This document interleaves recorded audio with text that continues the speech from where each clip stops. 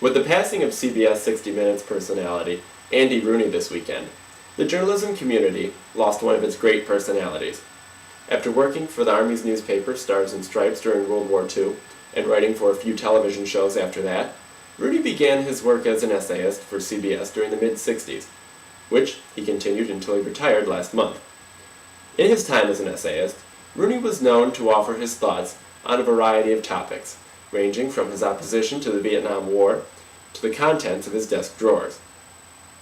In his spirit, I will diverge from my insightful and often correct political commentary and focus on something a little more obscure. Have you ever seen a mailman or bus driver and thought they looked a little sloppy? Sure, they tuck in their shirts and wear their uniforms, but the sense of pride in that uniform seems to be lacking.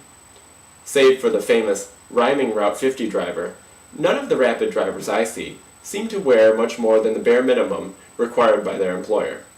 Letter carriers, on the other hand, get away with wearing no uniform at all sometimes. My mailwoman last year at Campus View often stepped out of her U.S. Postal Service truck wearing little more than jeans and some random sweatshirt. I often thought I could hop on that truck and nobody would know I didn't work for the post office. But I was too chicken to ever pull such a stunt. On a trip to Europe last Christmas, I was so impressed with how the bus drivers, letter carriers, and even the men who swept the streets in Madrid all had spotless and wrinkle-free uniforms.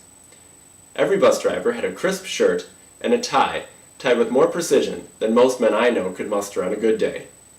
As for the army of men sweeping the streets in that city, their white collared shirts and bright yellow jackets looked unnaturally clean for their profession. Back to America, though, I was visiting with my 80-year-old barber recently when I asked him about this topic. He offered up some of his knowledge, and he said that back in the 50s he had a customer who was a postman, and that his wife would iron his shirts every morning before he went on his route. While this story hailed from close to 60 years ago, it sure would be nice if some of that pride in appearance would make a comeback.